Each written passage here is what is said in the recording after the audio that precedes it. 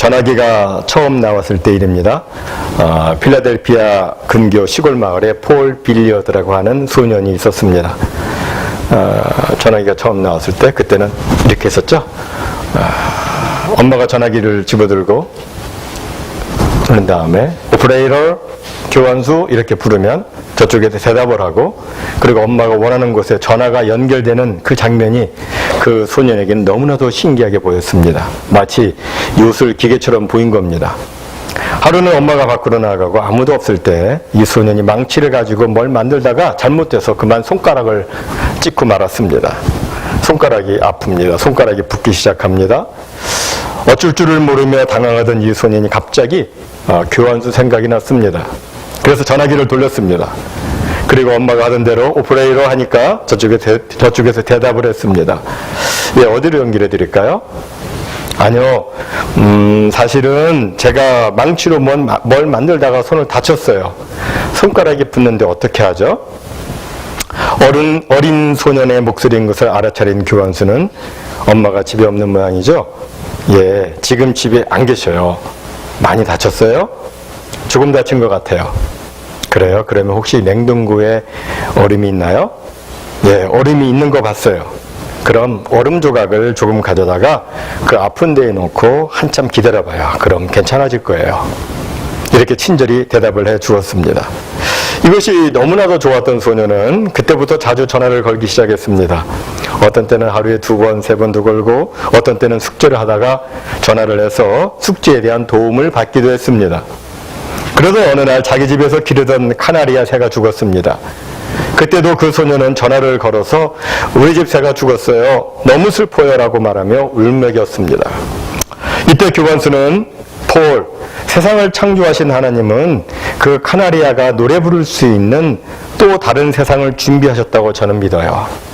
나는 폴도 그 세상을 믿었으면 좋겠어요. 거기서 폴이 좋아하는 카나리아의 노래소리를 다시 들을 수 있을 거예요. 이렇게 친절하게 이야기하면서 위로를 해 주었습니다. 이 소년이 조금씩 성장하면서 자기가 그렇게 전화를 많이 해댄 것이 얼마나 교환수에게 폐가 되는 행동인가 하는 것을 알게 되었습니다. 그래서 너무나도 미안하게 느껴졌던 이 소년은 전화 걸기를 중단했습니다. 세월이 지나고 고등학교를 졸업하고 이제 대학에 진학하기 위해서 자기의 고향 마을을 떠나게 되었을 때 갑자기 그 교환수 생각이 났습니다. 그래서 전화를 걸었습니다. 안녕하세요. 저 폴이에요. 교환수는 정말 오랜만이에요. 많이 궁금했었어요. 잘 있었나요? 나는 폴에게 무슨 일이 생긴 것은 아니었는지 걱정이 되었어요. 사실 난 폴의 전화를 기다리고 있었어요. 제 이름은 셀리예요. 전화 교환수는 원래는 자기 이름을 대주지 않기로 되어 있었지만 이렇게 이름을 알려주면서 안부를 물었습니다. 소녀는 사실은 오늘은 사과를 드리려고 전화를 했어요. 제가 어렸을 때 철이 없어서 너무나 귀찮게 해드렸는데 너무 죄송해요. 그렇지만 그때 저는 정말 외로웠어요. 엄마가 바깥에 일하러 나가시면 저는 집에 혼자 있는 것이 너무 싫었거든요. 하지만 당신은 제게 친절하게 대해 주었어요. 저에게 당신은 너무나 소중한 존재였어요. 이것을 알아주셨으면 해서 사과의 말씀과 함께 전화를 드리는 거예요. 저는 이제 고향을 떠나 대학에 간답니다. 이때 뜻밖의 셀리는 이렇게 말했습니다. 폴, 사실을 말하자면 오히려 폴이 나에게 커다란 기쁨이었어요. 저는 아이가 없거든요. 그래서 폴이 전화를 할 때마다 내 동생처럼 내 아이처럼 느껴졌어요. 그 당시 폴의 존재는 나에게 너무나 소중했어요. 그래서 전화를 걸어주는 것이 전혀 싫지 않았고 오히려 제게 큰 기쁨이었어요. 그것을 꼭 말씀드리고 싶어요. 사랑하는 교회 여러분, 여러분들이 기도할 때 혹시 이런 생각을 해보신 적은 없으십니까? 내가 기도하는 것이 혹시 하나님을 너무 귀찮게 해드리는 것은 아닌가? 이 세상 모든 사람들이 하나님께 기도를 할 텐데 그 사람들의 기도를 들으시는 것만 해도 하나님이 몹시 바쁘실 텐데 세상에 수십억의 사람들이 주님 앞에 기도를 하는데 그 기도를 들으시는 것만 해도 몹시 바쁠 터인데 그런데 거기다 대고 하나님 맨날 하나님 이거 해주세요 저거 해주세요 이렇게 해주세요 이 제목 저 제목 늘어놓고 자꾸 기도하는 것이 하나님을 귀찮게 해드리는 것은 아닌가? 이런 생각 혹시 하셨는지 모르겠어요. 이때 하나님은 어떻게 대답을 하실까요? 저는 하나님께서 이렇게 대답하시리라고 생각합니다. 사랑하는 누구누구야, 네가 나에게 믿음으로 나와서 기도할 때마다 그것은 나에게 짐이 아니라 오히려 기쁨이란다. 너는 나에게 너무나도 소중한 존재야. 나는 너와 대화하고 너의 이야기를 듣고 내 기도에 응답해 주는 것이 나에게 커다란 기쁨이야. 이렇게 하나님께서 대답해 주실 것이라고 저는 생각합니다. 사랑하는 성도 여러분, 우리가 지금까지 히브리서 11장에 나타난 믿음의 선배들을 쭉 우리가 살펴보았는데, 그들에게 한 가지 공통점이 있다면 그것이 무엇이냐면, 그것은 그들이 다 하나님 앞에 믿음으로 나아가서 하나님을 기쁘시게 했다고 하는 것입니다. 하나님은 믿음으로 나올 때 기뻐하세요. 그리고 하나님께서는 오늘 본문을 통해서 그 이전에는 한 사람 한 사람을 다 예를 들면서 설명했지만, 오늘 본문에서는 하나님을 기쁘시게 한 신앙의 선배들, 이 사람들의 그 인생 승리를 집합적으로 묶어서, 전체적으로 묶어서 우리들에게 이들이 어떻게 해서 하나님을 기쁘시게 했는가 하는 것을 또한 보여주고 있습니다. 그전에는 한 사람 한 사람을 다 예를 들었었죠.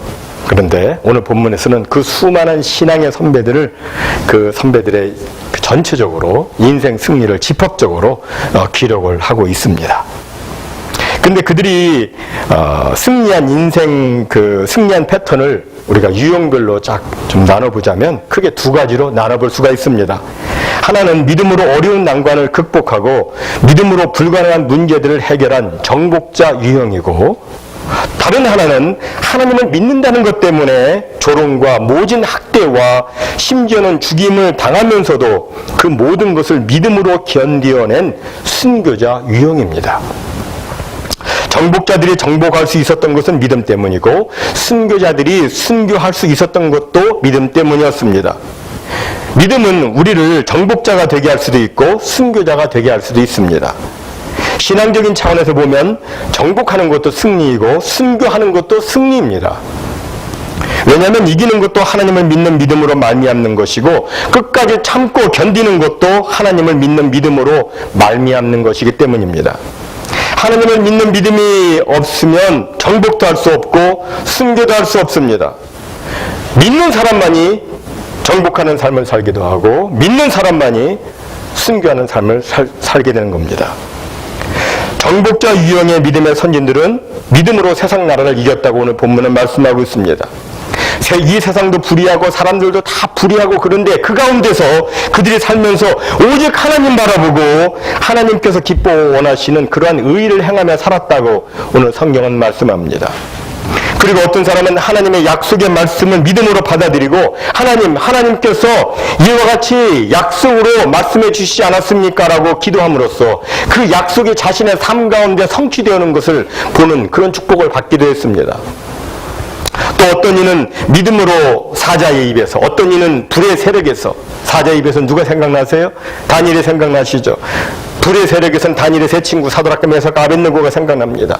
또는 칼날에서 생명을 해하고자 하는 각종 모든 악한 시도에서 그들이 구원을 받기도 했습니다. 또 어떤 사람은 너무나도 연약한 가운데 있었지만 하나님을 믿는 믿음으로, 하나님의 능력으로 말미암아 강하게 되어서 하나님께 영광 올려드리는 삶을 살기도 했습니다. 어떤 이는 믿음으로 전쟁에서 용맹케 되어서 이방 적군의 진을 파하기도 했습니다. 또 사르밧 과부나 수넴 여인 같은 사람은 믿음으로 자신의 죽은 아들이 다시 살아나는 것을 체험하기도 했다고 성경은 기록하고 있습니다. 모두가 하나님을 믿는 믿음으로 그런 놀라운 역사를 체험하게 된 것입니다. 그렇습니다. 우리 하나님은 전지전능하시고 그리고 참으로 좋으신 분이십니다. 우리가 믿음으로 나오면 그 믿는 대로 하나님이 이루어 주십니다. 내 믿은 대로 될지어다 하나님이 말씀하셨어요. 믿은 대로 됩니다. 전지전능하신 하나님께서, 정말 좋으신 하나님이 우리의 믿는 대로 역사하세요. 그래서 오늘날 우리가 하나님을 향해서 믿음으로 나아가면 하나님은 예전이나 어제나 오늘이나 영원토록 동일하신 하나님께서는 오늘날에도 똑같이 역사해 주시는 것입니다. 여러분, 기적의 현장은 멀리 있지 않습니다. 하나님을 믿고 믿음으로 기도하는 그 순간이 바로 기적의 현장이 되는 것입니다. 기독교의 역사상 자신의 짧은 인생을 통해서 가장 많은 기적을 체험한 대표적인 사람이 있다면 아마 조지 뮬러라는 사람일 것입니다. 영국 19세기, 지금 영국이 브렉시트 때문에 아주 큰 난리 났죠. 그런데 19세기 영국 브리스톨에서 살았던 인물이었는데, 이 사람은 책에다가 기도 응답을 받은 응답 건수만 해도 5만 번이었다고 기록을 했어요. 그러니까 그 정도로 기적을 많이 체험했던 사람입니다. 그래서 사람들은 그를 기적의 사람이라고 불렀고, 또 한편으로는 믿음의 사람이다, 기도의 사람이라고 불렀습니다. 그의 믿음의 기도가 무수한 기적을 만들어냈습니다. 그런데 조지 뮬러의 생애 속에서 정말 불가능한 것처럼 보여지는 그런 사건이 있었습니다. 그것은 그가 젊은 시절 아주 친했던 친구 5명의 구원을 놓고 기도한 일이었습니다. 그는 자기 친구 5명의 영혼 구원을 위해서 기도하기로 작정을 했습니다. 하나님께 기도를 했습니다. 기도를 시작한 지 수개월 만에 친구 1명이 돌아왔습니다. 그리고 10년 만에 2 친구가 돌아왔습니다. 25년 만에 또 한 친구가 돌아왔습니다. 마지막 1명이 남았습니다. 근데 이 1명이 안 믿는 거예요. 아무리 해도 안 믿습니다. 그래서 이건 불가능이 아닌가, 이런 생각이 들기조차 했습니다. 그런데 뮬러는 여전히 믿었습니다. 하나님께 기도하면 반드시 응답된다는 것을 믿었기 때문에 그는 여전히 기도를 했습니다. 그 한 친구를 위해서 얼마 동안 기도를 했냐면 무려 52년 동안이나 기도를 했습니다. 52년. 한 친구의 영혼 구원을 위해서 아주 정말 인내로서 기도한 것입니다. 그런데 그 친구가 그래도 안 믿습니다. 어떻게 된 걸까요? 그래서 주변 사람들이 이렇게 말을 했습니다. 이것은 하나님이 조지 뮬러를 겸손하게 만들기 위해서 주신 유일한 불가능이다. 그러나 뮬러는 그렇게 말하지 않았습니다. 불가능이 아니라 저의 기도의 부족입니다.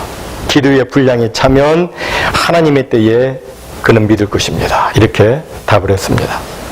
여러분, 연못이 있는데 물이 있습니다. 그 물이 다 넘치게 하려면 거기다 돌을 자꾸 넣으면 물이 넘치게 되겠죠? 근데 돌 하나 넣어가지고서는 안 넘쳐요. 계속해서 돌을 넣어야 됩니다. 계속해서 넣으면 나중에 물이 다 넘쳐요. 기도도 꼭 그와 같아요. 한 번에 해가지고 딱 응답되는 기도도 있어요. 근데 어떤 때는 계속해서 기도해야 할 때도 있습니다. 뮬러가 그렇게 기도를 하고 얼마 후에 죽었습니다. 그런데 이제 그 안 믿던 친구가 뮬러의 장례식장에 온 거예요. 할아버지가 돼가지고 왔습니다. 뮬러가 근데 그 장례식장에서 뮬러가 자기를 위해서 52년 동안이나 기도했다는 그 이야기를, 그 소식을 접하면서 그 친구가 갑자기 통곡을 하면서 오열을 합니다. 그리고 자기가 주님을 믿겠다고 고백을 했습니다. 이로써 뮬러의 마지막 기도까지 응답이 된 것입니다. 사랑하는 성도 여러분, 믿음의 기도는 불가능을 넘어서는 기적의 힘인 것을 믿으시기 바랍니다. 우리에게는 불가능이 있지만 하나님에게는 불가능이 없습니다. 우리가 하나님을 믿고 기도하면 하나님께서 반드시 응답해 주십니다. 우리 신앙의 선배들은 바로 이 믿음으로 인생의 수많은 고난과 불가능을 정복하며 하나님의 역사하심을 체험할 수 있었던 겁니다. 이게 바로 정복하는 믿음이에요. 네, 이 정복하는 믿음, 저와 여러분 모두에게 있으시기를 주님의 이름으로 축복합니다. 믿음으로, 믿음의 간구로 정복하는 역사가 나타나기를 주님의 이름으로 축복합니다. 믿으면 정말 놀라운 체험이 나타나요. 놀라운 역사가 나타납니다. 그런데 신앙생활을 하다 보면 어떤 때는 말이죠, 기도를 하는데도 정말 그 응답이 안 나타날 때가 있어요. 신앙생활을 하다 보면 신앙이 그렇게 간단하지 않다는 것을 우리는 체험하게 됩니다. 믿기만 하면 뭐든지 다 잘 되고 고생도 전혀 하지 않고 만사형통하는 것이로구나, 이렇게 쉽게 생각할 수 없는 것이 바로 신앙생활 아닙니까? 실제로 이 세상에서는 하나님을 진실되게 믿는데도 고생과 어려움이 있습니다. 하나님을 신실하게 믿고 열심히 기도를 하는데도 우리를 둘러싸고 있는 어려운 환경이 전혀 해결되지 않을 때도 있습니다. 왜 이런 일이 생기는 것일까요? 그 이유는 거기에 우리가 알지 못하는 하나님의 아주 특별한 뜻이 있기 때문입니다. 하나님의 뜻이 있는 거예요, 거기에. 따라서 우리는 고통 중에 있는 신자들을 보고 저 사람은 죄를 져서 저렇게 된 거야. 다 자기 죄값이야. 이렇게 속단해서는 안 됩니다. 그렇게 말하면 안 돼요. 물론 하나님께 불순종해서 고통과 어려움을 당하는 사람도 있죠. 그러나 어떤 경우에는 우리를 향하신 하나님의 특별한 목적과 뜻이 있어서 우리가 원치 않는 고난을 당할 때가 있는 것입니다. 그래서 여러분, 그렇게 기도를 하고 그러는데도 고난이 없어지지 않으면 그 고난을 당할 때 우리는 어떻게 해야 됩니까? 고난을 당할 때 우리는 어떻게 해야 돼요? 그것은 버티는 거예요. 끝까지 믿음으로 버티고 참고 인내하는 것입니다. 때로는 참고 견뎠는데도 기적을 보지 못하고 죽는 경우도 있습니다. 이것을 어떤 사람은 어리석은 짓이라고 실패한 것이라고 말할지 모릅니다. 그러나 성경은 이것도 하나님이 주신 능력이고 이것도 믿음으로 승리한 모습이라고 증거하고 있습니다. 여러분, 버틸 수 있는 능력, 참을 수 있는 능력, 믿음을 부인하지 않고 끝까지 믿음을 지키다가 죽을 수 있는 능력, 이거 하나님이 주시는 거예요. 물론 하나님의 특별한 능력이 나타나가지고 우리의 상황이, 우리 어려운 상황이 극적으로 확 바뀌는 반전 드라마가 있다면 정말 기분이 좋겠죠. 그러나 그렇지 않을 때도 있어요.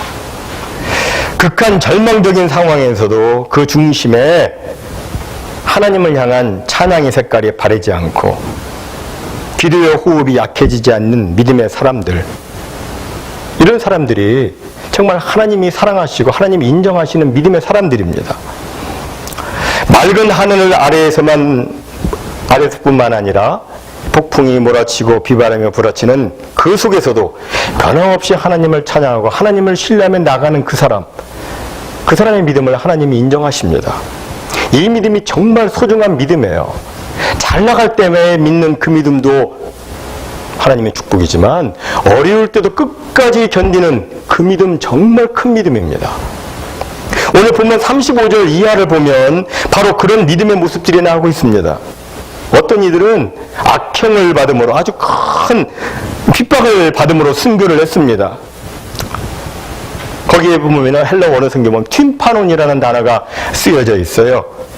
근데 이 튠파논은 형벌이 좀 잔인한 형벌이었습니다. 여러분 오케스트라 보면 뭐 타악기, 관악기 뭐 여러 있는데 그 중에 저 뒤에서 큰 소리를 북을 쳐가지고 소리 내는 거 있죠. 그걸 뭐라 그러죠?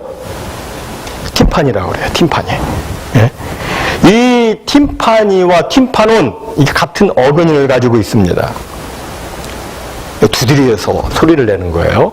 근데 옛날에는 이 팀파논을 사형 집행 방식으로 이렇게 사용을 했어요. 이 팀파니 가지고 북을 막 둥둥둥 치듯이 사람을 테이블 같은 데다가 이렇게 뒤로 젖혀서 가슴과 배를 팽팽하게 이렇게 만들어 놓고서는 그 팽팽해진 가슴과 배를 곤봉이나 막대기로 칩니다. 그러면 툭툭 소리하고 퉁퉁 소리가 나요. 그렇게 되면 어떻게 돼요? 내장기관이 터지죠. 그래서 죽습니다. 이런 형벌을 당했는데도 우리 믿음의 선조들은 이런 끔찍하고도 고통스러운 죽음 당하기를 피하지를 않고 믿음을 지켜나가는 거예요. 조금만 자신의 신앙을 타협하면 죽음을 면할 수 있고 살 수 있는데 그들은 그렇게 하질 않았습니다. 그들이 그렇게 할 수 있었던 것은 나는 죽어도 다시 산다고 하는 부활의 믿음이 그들에게 있었기 때문입니다. 그리고 나는 죽으면 하늘나라에 간다는 확실한 내세 소망이 있기 때문에 그들이 그렇게 할 수 있었던 겁니다. 또 어떤 사람들은 오늘 본문 36절에 나와 있는 대로 실형을 당하고 채찍질을 당하기도 했습니다. 조롱을 당했어요. 어떤 사람은 쇠사슬의 밧줄에 꽁꽁 묶이고 착고에 채워져서 어두운 감옥에 갇히기도 했습니다. 그런데 그런 중에서도 그들은 외쳤습니다. 진리로 이미 묶인 사람들은 어떤 쇠사슬로도 묶일 수가 없다. 그렇게 외치면서 그것을 이겨나갔습니다. 어떤 이는 돌에 맞아서 죽고, 어떤 이는 톱에 켜서 죽고, 어떤 이는 칼에 죽고, 어떤 이는 모욕과 멸시를 당하고, 가진 것을 전부 다 빼앗기고. 얼마 전에 어떤 목사님이 저한테 동영상을 하나 보내주셨어요. 보내주셨는데 목이 잘리는, 이슬람 교도에 의해서 목이 잘리는, 그 이슬람 교도에 의해서 맞아서 죽는 이런 동영상을 보내줬습니다. 그런 일들이 지금도 있고 계속해서 있어 왔습니다. 가진 걸 다 빼앗기고 죽임을 당하기도 하고, 겨우 양과 염소의 가죽옷을 입고 거할 곳이 없어가지고 들판을 유리하고, 그들이 남아있는 곳이라고는 궁핍이고 혼란이고 학대, 그것밖에 없어요. 그들은 하나님께 간절히 기도를 했지만 그들에게 기적은 일어나질 않았습니다. 그들은 오직 믿음으로 버티면서 인내를 했습니다. 성경은 이것을 정복하는 믿음 못지않게 소중했던 인내하는 믿음이었다고 가르쳐주고 있습니다. 사람들은 일반적으로 큰 기적이 나타날 때 정말 대단하다고, 정말 당신은 믿음의 용사라고 이렇게 축켜 세우고 쉽게 취향하는 경향이 있습니다. 그러나 그들만 믿음의 용사가 아니라 끝까지 믿음으로 참고 인내한 사람도 믿음의 용사인 것입니다. 만약에 그렇지 않다면 십자가에 달리신 우리 예수님은 실패자에 지나지 않을 것입니다. 여러분, 예수님이 십자가에 달리셨을 때 사람들이 예수님을 향해서 뭐라고 외쳤습니까? 내가 진짜 메시아라면, 네가 진짜 하나님과 동등한 하나님의 아들이라면 십자가에서 내려와봐. 그러면 우리가 믿을게. 꼭 사람이 이렇게 말하죠. 한번 해봐. 그러면 우리가 믿을게. 이런 식으로 해요. 예수님이 만약 그때 그 십자가를 부수고 내려오셨다면 아마도 많은 사람들은 열렬히 박수했을 거예요. 정말 그렇다고. 그렇다면 만약에 예수님이 그렇게 하셨다면 이 세상에 어느 누가 구원을 받을 수가 있겠습니까? 아무도 없어요. 예수님은 그저 참으셨어요. 이것이 아버지의 뜻이니까 참으셨어요. 고통과 수치와 모욕의 십자가를 참으셨습니다. 채찍질, 조롱, 멸시 다 참으셨어요. 고난을 참으셨습니다. 이렇게 참고 인내하는 것만이 하나님의 의를 이루는 것이고, 이렇게 참고 인내하는 것만이 세상에 구원을 주는 유일한 방법인 것을 아셨기 때문에, 이렇게 참고 인내해야만 우리에게 영생을 주신다는 것을 아셨기 때문에 끝까지 참으신 것입니다. 이런 예수님이 실패한 것입니까? 아니죠. 예수님은 오히려 실패한 것이 아니라 죽기까지 참으심으로 승리하신 것입니다. 그렇다면 사랑하는 성도 여러분, 우리에게 기적이 일어나기보다 나를 둘러싸고 있는 환경을 수용하며 사는 것이 더 나은 결과를 가져올 것이라고 위에 계신 하나님이 판단을 하신다면 우리는 기적 대신에 그 상황을 받아들이고 그 상황을 버티고 인내를 해야 하는 것입니다. 여러분과 저를 둘러싼 오늘의 삶의 현장에 기적이 일어나지 않는다고 할지라도, 아니 기도를 했음에도 불구하고 나를 둘러싸고 있는 형편이 전혀 바뀌지 않는다 할지라도 우리는 여전히 주님을 찬양하고 주님께 예배하고 여전히 주님을 신뢰하고 끝까지 인내로 살아가는 사람, 인내로서 승리하는 믿음의 주인공이 되어야 하는 것입니다. 이런 사람들이 바로 성경에서 말씀하고 있는 세상에 감당할 수 없는 그런 사람인 것입니다. 세상에 감당할 수 없는 사람, 도대체 어떤 사람이에요? 많은 성경 주석가들은 그 의미를 이렇게 해석을 했습니다. 이들에게 세상은 적합한 곳이 아니다. 다시 말해서 이와 같이 죽기까지 참음으로 믿음을 지켜나가는 저들의 삶과 저들의 존재는 너무나도 소중하고 가치가 있는 것이기 때문에 이 세상은 그들을 담아둘 수가 없다. 이 세상은 저들에게 적합하지 않다. 이렇게 해석을 했습니다. 세상에 감당할 수 없는 사람. 그래서 하나님은 그들을 담아둘 수 있는 그들에게 적합한 또 다른 세상을 저 하늘나라에 준비하신 것이고, 이들 믿음의 사람들은 그 하늘나라를 믿음으로 바라보고 이 세상을 인내로 사는 것입니다. 사랑하는 성도 여러분, 저는 오늘 메시지를 철없이 교환 속에 전화를 걸어서 모든 것을 이야기했던, 그렇게 하기를 좋아했던 폴이라고 하는 소년의 이야기로 시작을 했습니다. 심지어 그는 자기 집에서 키우던 카나리아 새가 죽었을 때에도 전화를 해서 자기의 슬픔까지 털어놓았는데 그때 셀리가 이렇게 대답을 했습니다. 폴, 하나님은 카나리아가 노래 부를 수 있는 다른 세상을 준비하셨다는 것을 잊지 말아요. 이야기를 셀리가 했습니다. 폴이 대학에서 공부를 하고 한 학기가 이제 끝났습니다. 갑자기 셀리 생각이 났습니다. 그래서 고향 마을에 전화를 했습니다. 그런 뜻밖의 다른 교환수가 전화를 받는 것이었습니다. 셀리를 바꿔달라고 했더니 한동안 정막이 흐르다가 셀리는 병을 앓다가 5주 전에 세상을 떠났다고 그 이야기를 했습니다. 이 뜻밖의 사건 속에서 충격 속에 전화기를 붙들고 가느다란 흐느낌을 하고 있는 폴에게 상대방이 이렇게 물었습니다. 혹시 셀리를 잘 아세요? 예, 저희 오랜 친구였죠. 어렸을 때부터. 셀리는 저희 오랜 친구였습니다. 그러자 상대방이 그렇다면 혹시 폴 빌리어드 아니세요? 물었습니다. 예, 맞는데요. 어떻게 아시죠? 예, 셀리가 혹시 폴 빌리어드가 전화를 하면 이렇게 전해달라고 메모를 남겼어요. 짤막한 메모예요. 실례지만 그 메모를 지금 읽어주실 수 있으시겠어요? 네, 읽어드릴게요. 이렇게 적혀 있네요. 폴 빌리어드가 전화를 하면 이렇게 전해주세요. 나는 아직도 노래 부를 수 있는 다른 세상에 존재한다는 것을 믿는다고요. 그렇게 말하면 폴은 무슨 뜻인지 알 거예요. 이게 전부네요. 그때 폴은 그 메시지를 전해 듣고 셀리의 직장 동료였던 그 교환수에게 이렇게 말했다고 합니다. 감사합니다. 저는 셀리가 한 말이 무슨 뜻인지 잘 알고 있어요. 셀리는 이 세상만 바라보고 살기에는 너무나 아름다운 여인이었죠. 셀리는 이 세상이 아닌 저 세상에 더 어울리는 여인이었으니까요.